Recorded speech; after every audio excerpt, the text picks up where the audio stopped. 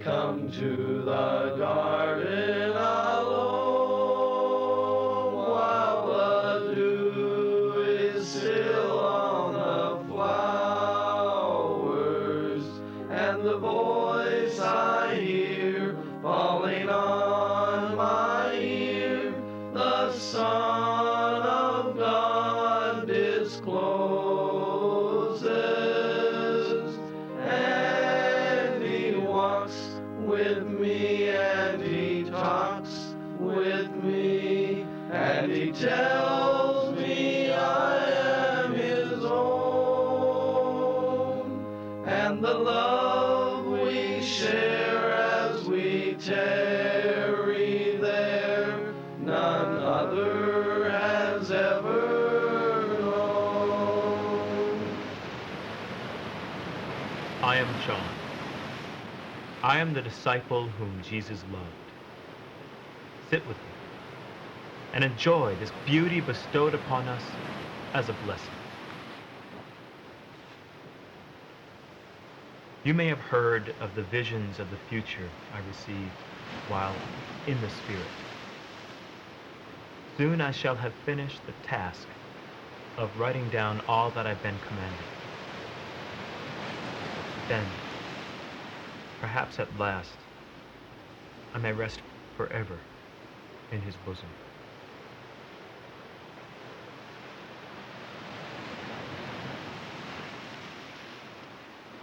Ah, Timothy! Thank you, Timothy.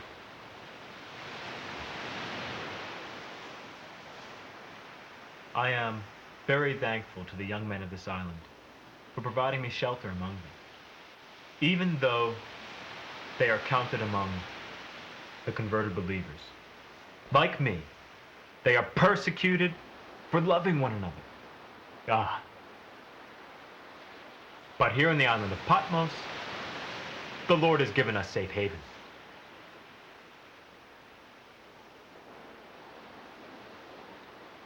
I am deeply saddened by things the Lord has revealed to me.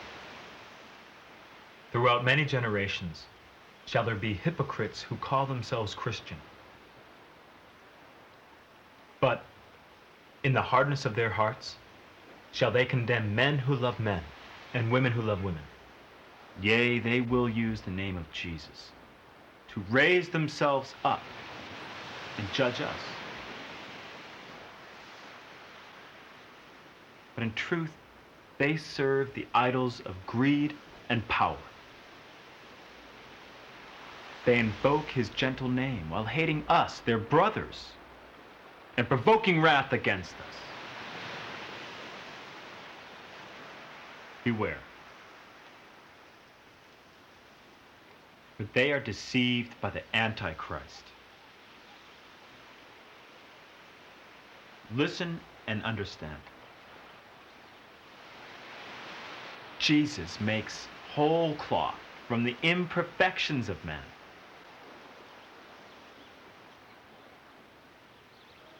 But the Antichrist is already at work in the church, perverting God's message of unbounded love into self-righteousness. In all of Jesus' life, he worked and taught so that the suffering of mankind may end.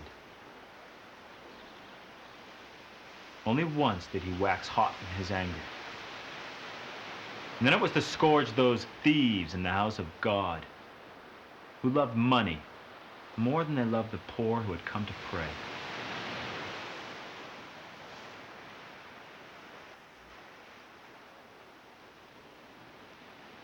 Even Paul, ever steadfast in his stern condemnation of all sin, said in a letter to the Romans that those who judge us are inexcusable and condemn themselves because they do the same things. Pardon me, teacher. Trading ship has brought you a message that Mary is sick unto death. The Lord will take her before you have time to travel there. She sends her blessing, her thanks, and this letter.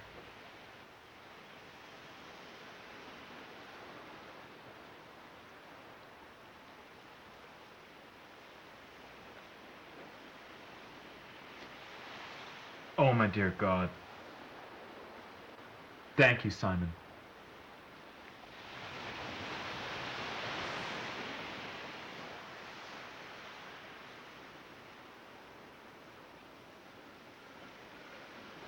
Mary has been very kind to me. While Jesus yet lived, she made her house into a home for the three of us. She gave us the upper room for a place to sleep.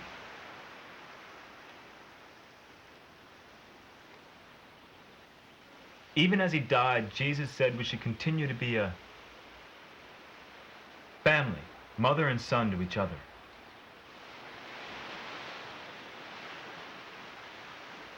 Yea, as King David loved Jonathan, so I love the Son of Man. And he loved me.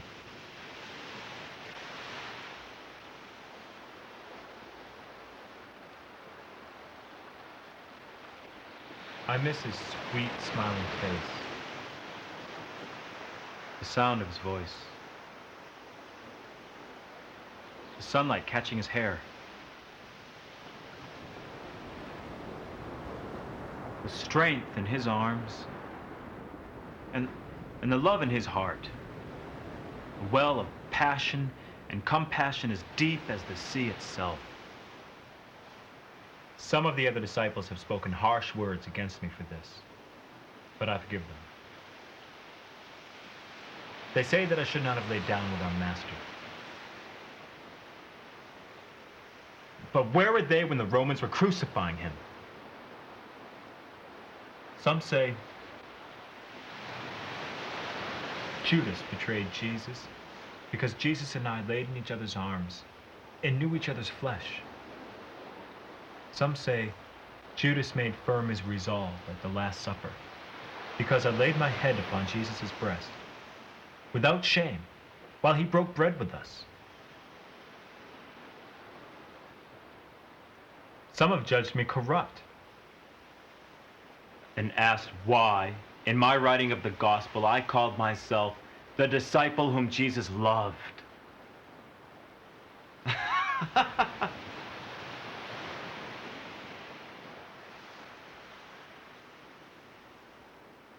It is a fair question, because isn't the substance of his teachings that he loves us all, and that we are to love one another in like manner? Know this, that love is a gift from God. Male and female, female, female, male and male. He created us as we are, to know love in our flesh. And love is never a sin. Yet people such as us, for hundreds of generations, shall suffer persecutions for our loving one another. Behold these two beautiful souls. The Lord rains his love upon them. Each day their love grows between them. Together they will travel and teach, and many shall be saved. Yes, I, John, the beloved of Jesus, have borne witness to our love, that whosoever is persecuted shall find assurance in my gospel, that Jesus and I so loved one another. And thus they may know they too are loved of God and cleansed of all sin by Jesus' blood, which was shed for us all. This is the good news.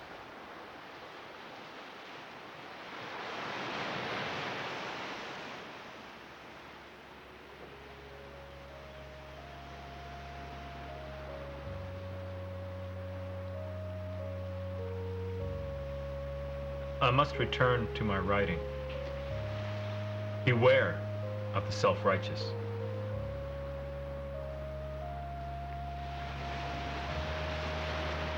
Love one another.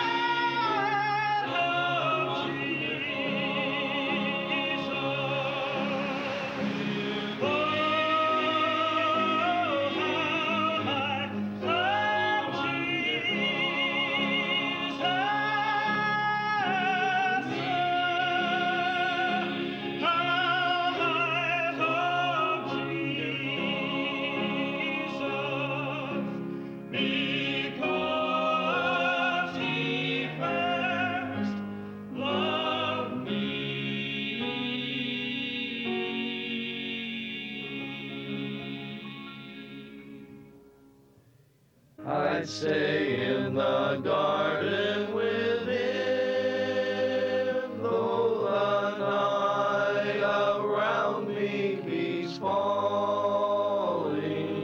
But he bids me go through the voice of woe. His voice to me keeps calling, and he walks with me, and he talks with me, and he tells me I am his own, and the joy we share